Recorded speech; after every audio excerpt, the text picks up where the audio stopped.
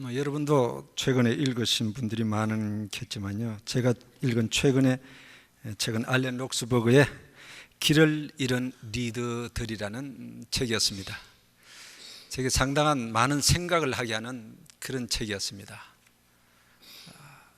이 급작스러운 이 변화 상황 속에서 그 변화에 대처하는 리더들의 어떤 그 모습, 그 리더의 잘못된 생각과 판단이 이를 그르치게 되는 그런 내용들을 담고 있는, 꼭 읽어볼 만한 가치가 있는 책으로 생각이 되어졌습니다. 갈 길을 잃어버리면 개인이면은 그 개인의 삶을 방황하고 또 길 아닌 길로 가버리면은 자신이 파멸할 것입니다. 그러나 그것보다 더 중요한 것은 우리가 리더를 할 때 뭐 큰 한국교회를 하면 큰 뭐 어떤 그런 분들 생각할 것이 아니라 우리 한 사람 한 사람이 리더입니다. 목회자는 리더입니다. 목회자가 길을 잃어버리면,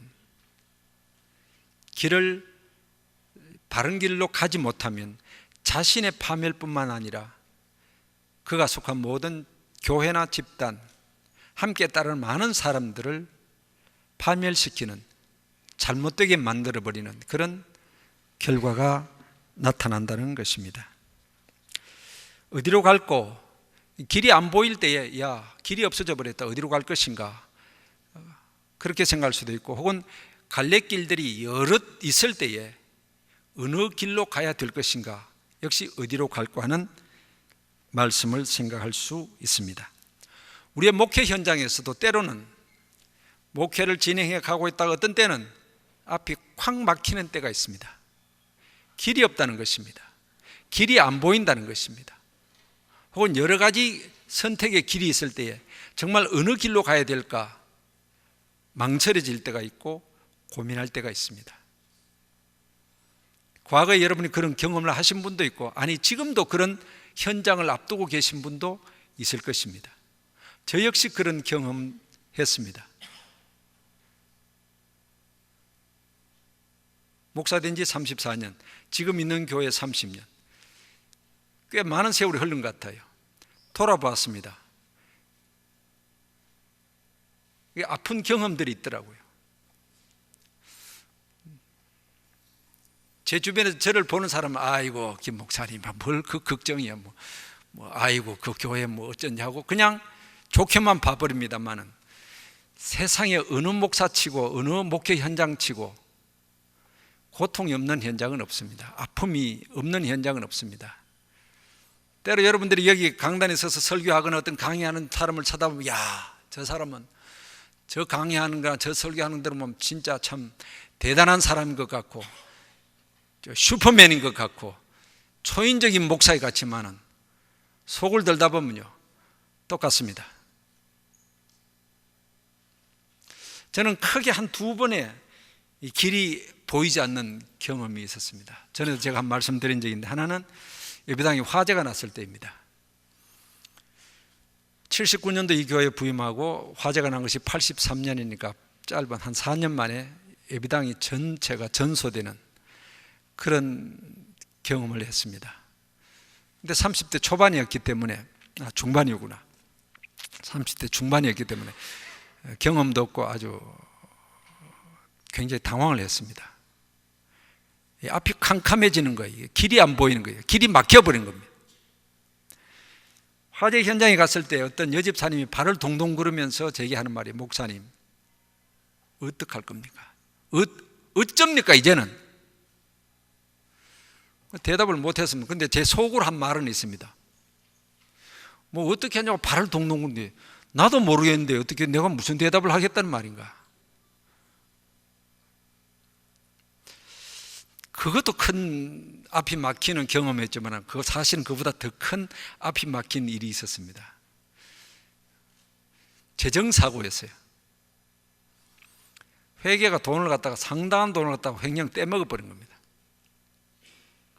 사실 껍데기 예배당 불나는 건 큰 문제인 것 같지만은 또 그렇게 큰 문제는 아닙니다. 지으면 되니까. 그런데 내부적으로 일어난 재정사고는요, 진짜 눈앞이 캄캄해지더라고요.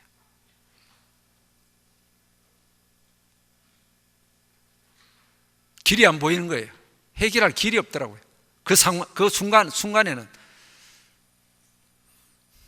요즘은 은행이 인터넷 뱅킹 등등 해가지고 통장에 그 어떤 기록이 별로 의미가 없지 않습니까? 통장의 기록이야 수억이 있어도 인터넷 뱅킹 통해서 돈 다 빠져나가 버릴 수 있다. 그러나 이 사고가 날 당시는 그렇지는 않았습니다. 그런 인터넷 뱅킹이나 폰뱅킹 같은 것이 없을 때였습니다. 은행 통장 잔고로 가지만 그것만 가지고 사실 증명을 할 때 보통 그러지 않습니까? 회계 감사할 때 통장 잔액 그리고 회계 장부 끝 맞구나, 맞다 이래 됐네. 일마가 어떻게 했냐면요, 회계가 그 일마라는 표현을 제가 쉽게 할 수 있는 것은 제가 중등부 때 가르친 놈이거든요. 이제 안수 집사 돼가지고 교회 회계가 됐는데, 그러니까 여러분 양해하고 들으십시오. 이 친구가 회계를 하면서 통장을 딱 가져와서 저도 한번 봤거든요. 연말에 볼 때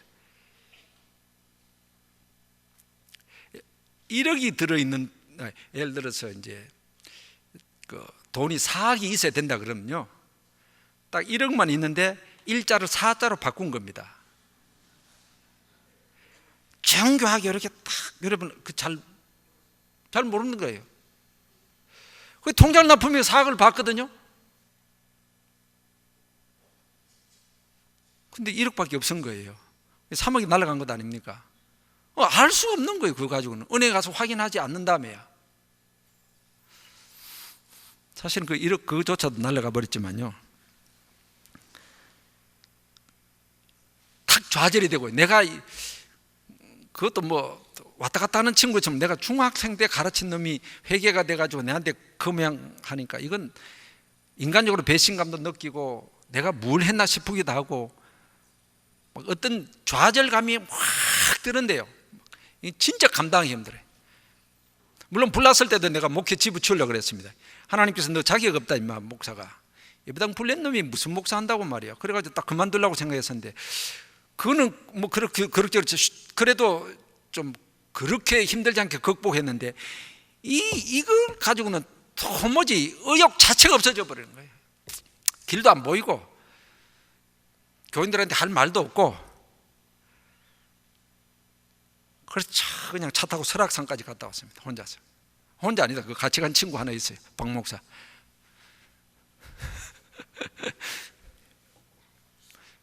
그런데 작은 제가 위로가 된 것이 어떤 집사님이 편지를 썼어요. 제가 재직하면서 그냥 울었습니다. 재직하면서 난 못하겠습니다. 길이 안 보이는데 할 수가 없잖아요. 난 못하겠어. 이게 다 내 책임인데 막 그냥 다 엎어버리고 싶은 거예요. 다 도망가고 싶어요. 그냥 재직할 때 울면서 제가 내 잘못이고 나는 더 이상 못하겠습니다. 그러고 이제 월요일날 이제 살아가는데, 그 주일날 그 재직한 뒤에 주일날 저녁이었던 것 같은 집사님이 편지를 봉투에 딱 넣었는데, 참 그 길지도 않아요. 목사님이 방황하면 우리는 어떻게 합니까? 딱 고요지였어요. 리더가 이 상황 속에서 길이 없다고 방황하고 그냥 헤매면은 우리는 어떻게 하냐 이거예요. 그러면서 부자 아니면 가난한 사람입니다. 돈 50만을 넣은 거예요. 몇 억이 날아가는데 돈 50만 원이 무슨 의미가 있습니까? 액수로 따지면은. 그런데 그것이 제게 격려가 되더라고요. 내가 길이 없다고 방황하고 울고 막 헤매고 있는데, 나는 헤매고 있는데 많은 교인들은 그래도 목사가 정신 차리고 어떻게 끌어줘야 우리가 따라가지, 우리는 어떡하라고 이겁니다. 그때 다시 한번 리더의 중요성. 리더는 혼자 방황하고 있을 수도 없어요. 오래 할 수도 없어요. 정신을 차려야 되는구나. 요즘 교단에 혼란상이 있습니다. 여러분 아신 대로. 요새 제가 묻고 싶은 것이, 오히려 여러분에게 묻고 싶은 것이, 내가 어디로 가야 되겠습니까? 그걸 묻고 싶습니다. 작년 총회 이후 지금까지 이뤄지는 양상. 미안하면 제가 재단 이사 10년 했습니다. 총신. 이런 일이 없었어요. 이런 위기 상황이 없었습니다.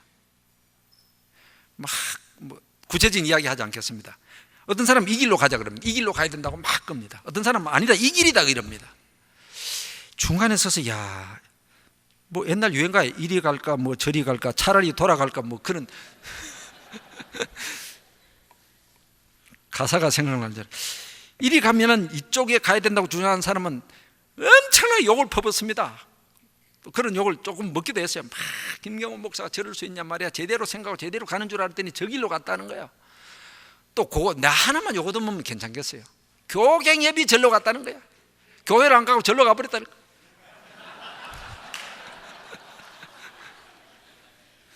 여기로 가려고 그럽니다. 이쪽 길로 가려고 그럽니다. 그러면 또 이쪽에 선 모든 사람이나 언론이나 여론들은 또 똑같은 비난을 퍼붓습니다. 어떻게 김경호 목사가 저렇게, 저 사람 제대로 생각하고 제대로 가는 줄 알았는데 말이야 저 길로 갔다고 말이야. 또 야단합니다. 교경협이, 제가 운신의 폭이 좁아요. 내 개인 같으면 자유스럽게 해서 내 하나 요거도 먹고 내 하고 싶은 대로 해버리면 돼요. 그런데 그러지 못해요. 일로 가면 교경협이 절로 갔다, 또 일로 갔다. 그래서 사실상 제가 이번에 짐을 벗으려고 무더니 애를 썼습니다. 후배들하고. 내가 좀 자유스러우고 싶다. 그런데 안 된대요. 또 다시 덮어 썼습니다만은. 좀 좋은 판단력이 있는 분은 제가 어디로 가야 되는지 좀 가르쳐 주시길 바랍니다. 김민중 목사 웃고만 있지 말고. 우리가 어디로 가랴. 28절 우리가 어디로 가랴. 옛 성경 번역 우리가 어디로 갈꼬입니다. 그 편이 제가 더 좋은 것 같아서 제목을 그걸 잡았습니다. 우리가 어디로 갈꼬. 이 본문은 우리 아는 대로 신명기는 결국 출애굽 2세들에게 한 이야기죠. 모세가 유언적인 설교를 했습니다. 한 2개월 정도의 기간 동안 모세가 유언적으로 출애굽 2세들에게 한 설교입니다. 즉 내용은 40년의 광야 생활을 회고하면서 과거의 역사적인 교훈을 갖고 앞으로 어떻게 살아야 된다는 것을 가르친 내용들입니다. 그 가운데 본문은 이 40년의 과거 회고 가운데서 오늘의 본문은 민수기 13장 14장 사건을 회고하면서 한 말씀입니다. 민수기 13장 14장 우리 안대로 정탐꾼 사건입니다. 가데스 바네아에서 정탐꾼을 보냅니다. 각 지파에 한 사람씩 12명을 보내지 않습니까? 40일 동안 정탐하고 오느라. 그 사건입니다. 와서 보고합니다. 그런데 사실 정탐꾼을 보낼 필요가 있었을까요? 없었을까요? 보낼 필요가 없었습니다. 또 하나님께서 야 너희들 먼저 정탐하고 와서 가라 그러지 않았습니다. 백성들이 스스로 말이에요. 우리 정탐꾼 먼저 한번 보내고 난 뒤에 가자. 그렇게 막 요구를 한 겁니다. 그 요구를 듣고 하나님께서 그래 그럼 한번 가봐라 그렇게 하신 것이지 하나님께서 미리 정탐 사건을 지시하신 것은 아닙니다. 아니 가나안 땅 가면 되는데 정탐할 필요가 없지 않습니까? 하나씩 그냥 가면 됐어요. 그런데 정탐해보자 그러니까 그래 너희들 하고 싶은 대로 해봐라 해서 이제 40일간 정탐하고 이제 10사람의 보고와 2사람의 보고가 다르지 않습니까? 10사람의 보고는 우리는 메뚜기다 가면은 우리는 죽는다 가지 말자 그것이었고 2사람 여호수아 가려면 아니다 가자 그들이 장대한 사람이지만은 하나님 떠나고 없더라 우리는 하나님 계시지 않나 가자 10대 2 이 보고를 들은 60만 장정 남자 장정만 60만 명 결국 10대 2가 60만 대 2가 된 것 아닙니까? 60만 명은 이 부정적인 보고에 동조를 한 것입니다. 근데 이상 인간의 전적 타락 이 칼빈 잘 지적했어요. 이 전적 타락한 인간은 긍정적인 생각보다도 부정적인 생각을 더 잘합니다. 그래서 10사람에 보고 뭐 다수결이니까 10대 2 그럼 맞다. 그러니까 60만이 다 그쪽으로 따른 것입니다. 그래서 가지 말자 그 밤새도록 아우성을 한 것입니다. 자 그럼 가나안 가지 않는다 못 간다 가면 죽는다. 그때 자연스럽게 나오는 말이 그러면 우리가 어디로 갈 겁니다. 그럼 어디로 가느냐? 목표점을 상실하지 않냐? 갈 방향을 잃어버리지 않냐? 그렇다면 이제는 어디로 가야 되느냐 이겁니다. 탄식입니다. 길이 안 보인다는 말이죠. 여기서 신앙의 눈과 불신앙의 눈의 차이를 봅니다. 두 사람의 신앙의 눈은 길이 보입니다. 그런데 불신앙의 눈을 가진 사람은 길이 안 보입니다. 그 차이라는 것입니다. 신앙의 눈은 결국 믿음으로 보고, 모든 사물을 믿음으로 보고, 믿음으로 생각하고, 믿음으로 말하고, 믿음으로 행동하는 것입니다. 이런 말이 있습니다. 하고 싶은 일은 방법이 보이고, 하기 싫은 일은 핑계가 보인다는 겁니다.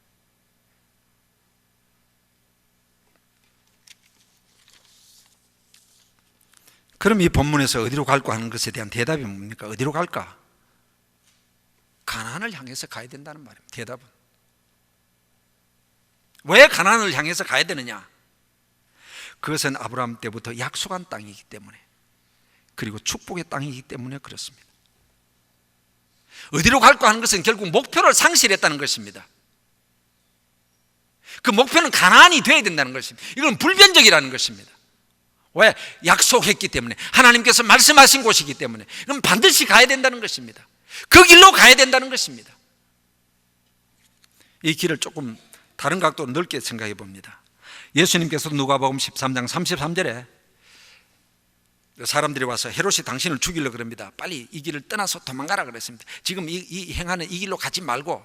그때 예수님 하신 말씀이, 오늘과 내일과 모레는 내가 가야 할 길을 가야 하리니. 길이 있다는 것입니다. 예수님이 가셔야 될 길이 있다는, 그건 뭡니까? 사명입니다. 바울도 길에 대해서 이런 표현을 하고 있습니다. 사도행전 20장 24절에 에베소 교회 장로들과 작별하는 그 장면 아닙니까? 그리고 예루살렘으로 갔을 때 많은 어려움이 있다는 것을 그가 수많은 사람들을 통해서 혹은 예언을 통해서 듣고 알았습니다. 그때 바울이 한 말입니다. 내가 달려갈 길과 주 예수께 받은 사명, 곧 하나님의 은혜의 복음 증가하는 일을 마치려 하면은 내 생명을 조금 더 귀하게 여기지 않겠다. 내가 달려갈 길이 있다는 것입니다. 목표가 있다는 것입니다. 사명이 있다는 것입니다. 그걸 향해서 나는 갈 수밖에 없다. 어떤 어려움이 있어도. 그래서 그가 생애를 마친 뒤에 마지막 디모데후서 4장 7절에 내가 선한 싸움을 싸우고 나의 달려갈 길을 다 달렸다 그랬습니다. 갈 길이 있다는 것입니다.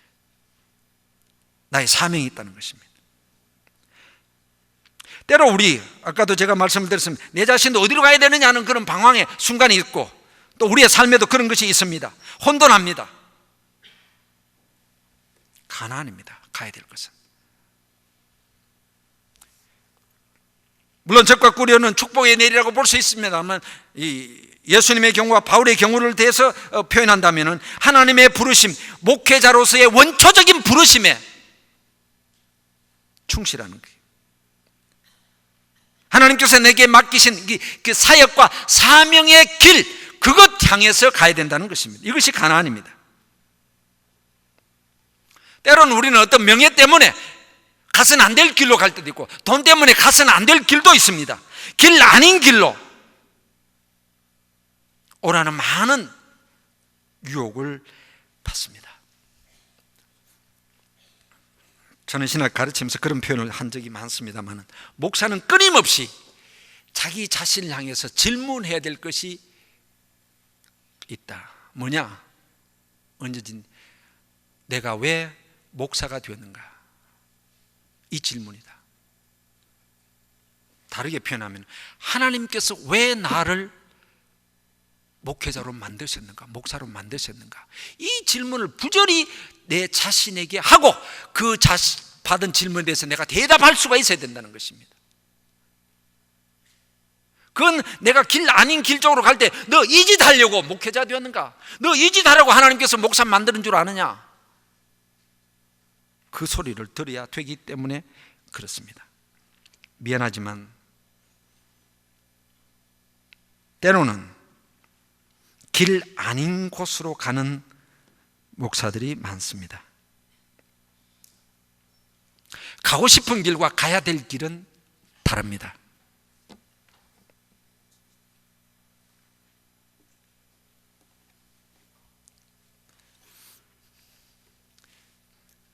신학교 다닐 때는 선배 목사님들 교단 형편 보고 뭐 정치적인 못된 일 하는 건 막 손가락으로 비판 막 합니다. 막 어떻게 저럴 수 있냐. 좋아요. 나는 그 학생들이 그런 이야기를 했습니다. 너희들이 목사 되고 10년 뒤에 꼭 같은 판단을 할 수 있는 목사가 되어야 된다. 그렇게 그냥 순수를 부르짖고 그냥 원리에서 그냥 그렇게 하다가도 지도 목사 되고 한 10년 지나고 혹은 20년 지나면은 정치판에 얘기 왔다 저기 갔다 가서는 안 될 길로 기웃거리고 옛날 선배들이 했던 그보다 더 못된 짓을 하더라고요. 너 그거 하려고 목사 됐냐 이게.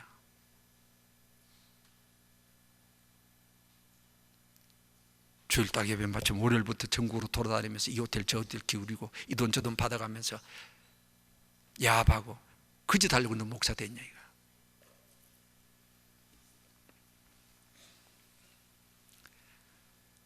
결국 우리가 가야 될 길이 있고 그것은 가난이고 그것을 저는 하나님의 부르심 그 소명에 충실한 것이다. 그것을 상실해서는 안 된다는 겁니다. 두 번째는 그럼 어떻게 그 가난을 갈 것인가 하는 겁니다. 어디로 갈고 애굽으로 돌아가 버릴까? 아닙니다. 가나안 가야 됩니다. 그런데 가나안 가는 것은 쉽지 않거든요. 쉬운 길이 아닙니다. 정탐꾼의 보고가 틀린 게 아닙니다. 10사람의 보고 내용이 틀린 게 아닙니다. 장대한 사람이 있다. 가면 힘들다. 여리고성 정복 정말 힘들다. 그리고 거인들이 있어서 우리는 메뚜기 같은 존재. 힘들다. 안 된다. 어렵다. 그겁니다. 여호수아서 1장에 보면은 하나님께서 여호수아에게도 같은 말씀을 하고 있는 것을 봅니다. 왜냐하면 여호수아는 모세를 위해서 지도자가 되었습니다. 이제는 이끌고 가나안 땅 가야 되는데 그 하나님께서 그 거듭 강조하시는 여호수아서 1장에서 두려워하지 말라 두려워하지 말라 두려워하지 말라 막 나옵니다. 그 말은 거꾸로 뒤집어 말하면 여호수아가 두려워하고 있다는 뜻입니다. 두려워하지 않는데 왜 두려워하지 말라 그러겠습니까? 여호수아가 막 두려워하고 있습니다. 그때 하나님께서 너 두려워하지 말라 그럽니다. 왜 두려워합니까? 요단강 어떻게 건너지? 여리고성 어떻게 점령하지? 여호수아는 자신을 생각할 때 야, 이때 모세가 살았으면 얼마나 좋겠는가. 모세는 위대한 종인데 능력의 종인데 40년 광야를 막 이끌어간 종인데 그 모세하고 자신을 비교해보니까 너무 초라하거든요. 내가 어떻게 할 수 있냐. 그래서 두려움이 생긴 겁니다. 목회 소명에 충실하고 목사 된 사람은 어느 치고 목회 잘하고 싶지 않은 사람은 어디 있습니까? 목회 소위 말하는 세상적인 기준에서라도 성공하고 싶지 않은 사람은 어디 있습니까? 잘하고 싶고 대단하게 하고 싶죠. 막 김민정 목사님만큼 하고 싶죠. 막 그냥. 그런데 미안합니다. 예외적인 몇 사람을 제외하고는요 죽었다 깨어나도 김민중 목사만큼 못합니다. 내가 김 목사님 부르는 가운데 하나가 학교 맺는 거예요. 그래서 내가 저걸 하고 싶어서 한 15년 김 목사님 기억하고 있는지 모르지만 내가 전화를 했어요. 그럼 그때 가까이 교제하지 않을 때인데도 야, 학교를 도대체 김 목사님 어떻게 했습니까? 나는 그걸 하고 싶은 생각인데 어떻게 하면 됩니까? 대답 지금 생각 안 날 거예요. 저는 기억하고 있습니다.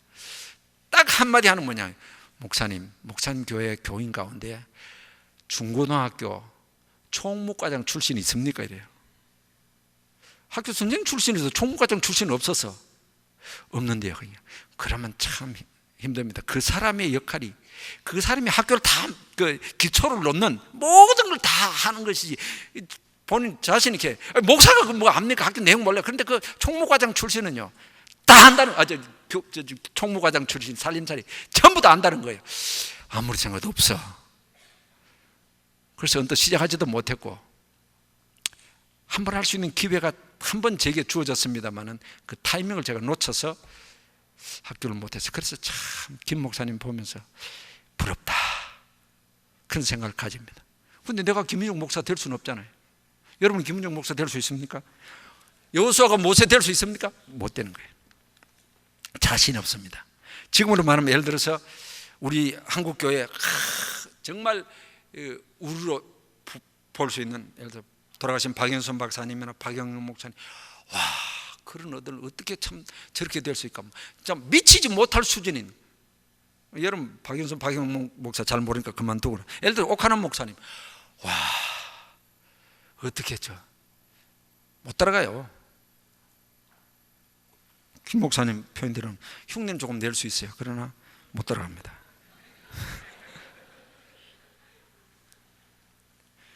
그러면 참 미안하지만은 소위 비교해서 좌절감이 생겨요. 그렇지 않습니까, 여러분들?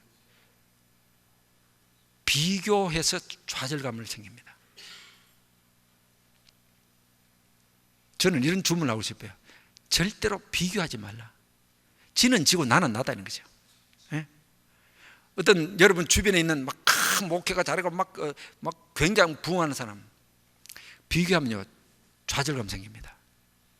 설교 탁월하게 잘하는 분이 있어요. 야, 나는 왜 저를 못할까? 비교하면 좌절감이 생깁니다.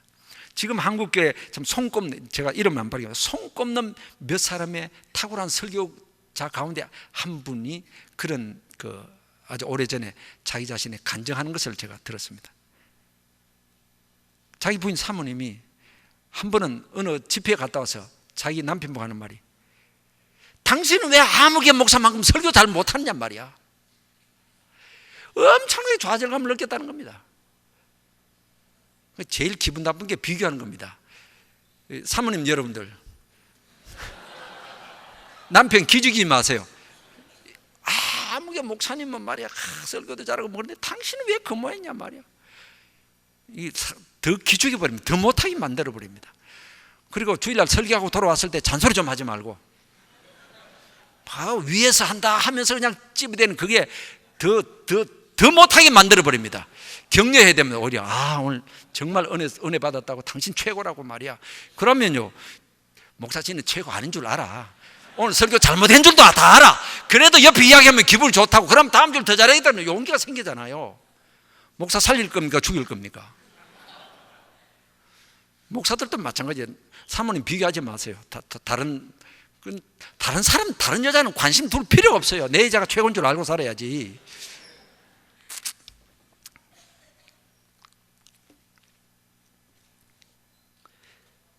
여호수아가 모세와 비교할 때에 낙심이 된 겁니다. 하나님 대답이 뭡니까? 두려워하지 말라. 하나님 대답은 내가 너와 함께한다. 모세 위대한 건 아니다. 모세 자신이 위대한 것이 아니라 모세와 내가 함께 했기 때문에 모세가 그랬다. 그렇다면 내가 지금 너와 함께 한다면 너도 그와 같은 역사를 이룰 수 있다는 것입니다. 문제는 내가 가진 이 기본적인 어떤 그 무엇보다도 하나님이 나와 함께 하시느냐 안 하느냐, 그것이 중요하다는 것입니다. 내 사역에 하나님이 함께 하시느냐 안 하느냐, 그것이 중요하다는 것입니다. 하나님이 나와 함께 하시다면 세상적인 기준에서 어떤 규모가 크고 안 크고 중요하지 않습니다.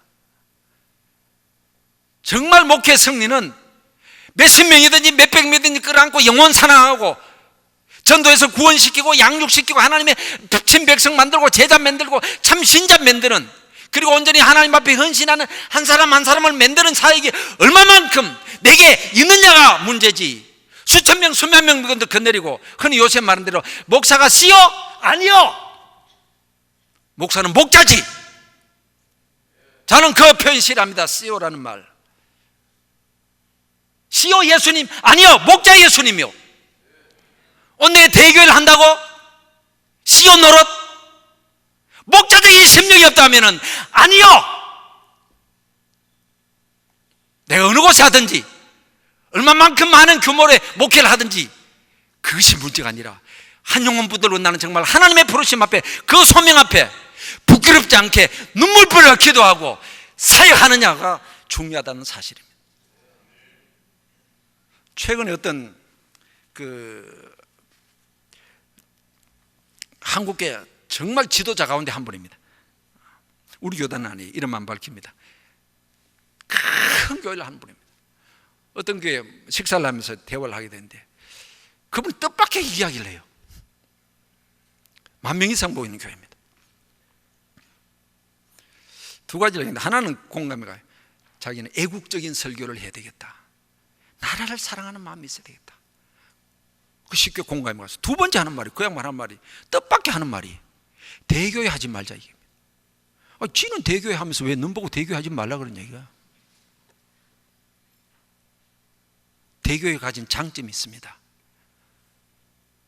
근데 모든 사람이 다 대교회 할 필요도 없고 대교회 할 수도 없습니다. 그분으로서 이야기입니다. 왜 대교회를 해보니까 신자 만들지 못하고 교인 만들더라는 겁니다. 자기 경험이. 그렇다고 대교회 하는 사람 다 신자 많이 못 만들고 교인 만들다 그런 뜻은 아닙니다. 이분의 이야기입니다. 이분의 이야기. 그럼 적게 한다고 다 신자 제대로 만들 그건 또 아니에요. 그런데 이분의 자기 자신의 경험 속에서 이야기합니다. 나는 그랬던 것 같아. 교인 많이 만들어 놓은 것 같아. 자기 스스로를 좀 비판하는 그런 표현이었습니다. 깜짝 놀랐어요. 우리가 하나님 앞에 받은 이 소명의 사역에 충실하려면 쉽지 않습니다. 어렵죠. 어렵습니다. 사명을 바로 감당하는 개개인의 그 사역도 힘들고, 소위 갱신이라는 이름 붙인 것, 교회 갱신을 한다는 것은 더더욱 힘듭니다. 그래서 이 이름 지을 때 14년, 15년 전에 옥 목사님하고 참 머리 맞대가면서 이 이름 짓고 규약 만들고 뭐 조직하고 할 때 이름을 지금 가진 이름을 만들었거든요. 교회 갱신을 위한 목회자 협의회. 굉장히 신선하더라고요. 이름이 좋게 나왔어요. 한참. 근데 한 10주년쯤 됐을 때인가요? 그 전인가요? 이 이름이 너무 무거운 거예요. 이게 사람을 짓눌러. 그래서 임원들이 한번 회의한 적이 있습니다. 이 이름 바꾸자. 좀 거시기에도 괜찮은 이름으로 좀 바꾸자. 그런 이야기까지 논의를 하다가 그래도 이미 이 브랜드가 상당히 알려졌는데 어떻게 바꾸겠냐. 중간에 못 바꾸면 돼서 그냥 안 바꿔서 지금까지 옵니다만 이 이름이 참 우리를 억누르고 운신의 폭을 좁게 합니다. 끄떡하면 손까지 갱신 미나래기. 통합적에는 전에 이름이 지금은 생명 목회입니다. 전에는 바른 목회거든요. 똑같더라고요. 그 통합적에 바른 목회하는 사람들 얘기. 야 임마, 니나 바른 목회라 임마. 이런 그런 조롱을 자기들도 받고 있다고. 쉽지 않습니다. 마지막으로 그 길을 향해 갈 때에 좌우로 치우치지 말라는 것입니다. 여호수아서 1장 7절에서 8절에 여호수아에게 가나안 땅 가는 여호수아에게 한 말씀입니다. 우리가 아는 대로 좌우로 치우치지 말라. 목표 가나안 땅 상실하지 말아야 된다. 그러나 그 길을 가는 방법이 정로로 걸어가라.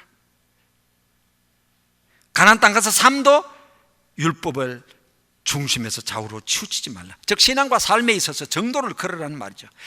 서두에 말씀드린 갈래길이 너무 많아. 이 길로 갈 수도 있고 저 길로 갈 수 있을 때 이 정도가 있다. 하나님께서 주신 이 말씀의 이 원리에서 벗어나지 말라. 요새 꽁 잡는 게 매다 그런 이야기도 있지 않습니까? 뭐로 가도 서울만 가면 된다. 그건 아니죠. 지금 이 사회적인 분위기도 그렇고 교회 안에도 그렇고 목회자도 우리는 알게 모르게 포스트 모더니즘의 영향을 받고 있습니다. 우리도 받고 있고 교인들이 삶 속에 많이 받고 있습니다. 여러 가지 그 영향 가운데 하나를 지적한다면 절대 신앙, 절대 진리에 대한 생각이 옅어지고 있다는 것입니다. 절대로 안 된다. 왜 절대로 안 돼? 그럴 수도 있죠. 이런 식의 반응입니다. 애들한테 야, 너 그거 절대로 하지 마. 아니 그럴 수도 있죠. 이렇게 나옵니다. 이게 포스트 모더니즘의 영향입니다. 우리는 하나님의 말씀에 절대 진리, 우리의 생명이거든요. 그런데 여기에 대해서도 희박해져 가고 있습니다. 적당히 하자는 것이죠. 적당히 하는 건 쉽습니다. 예수님께서 야, 좁은 문으로 들어가라, 좁은 길로 걸어가라 그랬습니다. 그런데 실제로 해보면요, 좁은 문, 좁은 길은 힘들지 않습니까? 그렇다고 해서 넓은 길 가려고 그러면 이거는 완전히 비성경이 잘못됐거든요. 넓은 문, 넓은 갈 수 없습니다. 그래서 만든 길이 뭡니까? 중간 길이에요. 아주 편합니다. 이건 이쪽에서 보면은 넓은 길에서 보면 좁은 길고 좁은 문이 되는 거거든요. 신앙도 정로가, 사역도 정로가 되어야 됩니다. 여러분, 본질과 현상을 혼돈해서는 안 된다는 것입니다. 근데 우리는 본질을 신앙의 본질과 목회의 본질을 놓쳐버리고 현상을 붙잡을 때가 있습니다. 그러나 현상 붙잡고 하면은 그건 잘못입니다. 본질을 붙잡아야죠. 그래서 우리 여름 수련회는 어떤 목회 방법을 막 가르쳐 이렇게 하면 된다, 그것보다도 본질을 이야기하자. 목회자 하나님 앞에 바로 서고 회개하고, 박희천 목사님 첫 시간에 말씀드려 말씀과 기도, 그거 놓치고 현상, 방법 찾아가야 안 된다는 것입니다. 여러분, 내일이 장밋빛으로 여겨집니까? 목회나 사역이 야, 내일은 장밋빛이다. 환경적으로는 결코 장밋빛이 될 수가 없습니다. 그럴 때 우리는 이 질문 같은 질문을 우리 자신이 할 경우가 있습니다. 어디로 갈고 어떻게 해야 될 것인가? 당부하고 싶은 것은 가야 될 길, 가난을 놓치지 말라. 그것을 다시, 즉 하나님의 부르심의 소명, 이거 놓치지 말라. 이거 확실히 붙잡아라. 그겁니다. 그리고 정로로 걸어라. 좌우로 치지 말고, 현상 붙잡지 말고 본질을 붙잡고. 어렵습니다. 힘듭니다. 그러나 한 가지, 하나님이 우리와 함께 하십니다. 마치고 돌아가신 여러분들, 무엇을 붙잡았습니까? 붙잡은 거 있으면 참 감사하고요. 그러나 나는 별로 이번에 붙잡은 것 없다. 한 가지만 생각하십시오. 하나님이 나와 함께 계신다. 내 사역에, 내 목회에 하나님이 함께 하신다. 하나님, 나와 함께 하시옵소서. 나와 함께 하시고 내 사역, 우리가 가면 목회 현장이 달라진 거 하나도 없습니다. 그러나 우리 더 힘있게 우리의 가슴 박 속에 간직해야 될 것은, 그래, 하나님이 나와 함께 계신다. 하나님 나와 함께 계신다. 임마누엘로 승리할 수 있습니다. 여러분의 삶과 여러분의 사역이, 모든 목회가 하나님이 함께 하심으로 말미암아 가난을 성취할 수 있는 그런 승리의 역사가 있기를 주님의 이름으로 축복합니다. 아버지, 감사합니다. 참 못났지만 불러주신 것 감사합니다. 지금까지 해온 거 돌아보면 참 부끄럽습니다. 그럼에도 불구하고 붙들어 주신 것 감사합니다. 때로 어디로 갈까 방황도 되어집니다. 우리에게 가난을 분명히 보여주옵소서. 붙잡게 하여 주시옵소서. 정로 걷게 하여 주시고, 하나님이 함께 하심으로 사람들이 어떻게 평가하든지 하나님이 함께 하심으로 임마누엘로 승리하는 우리 모두가 되게 하여 주시옵소서. 예수님의 이름으로 기도하옵나이다.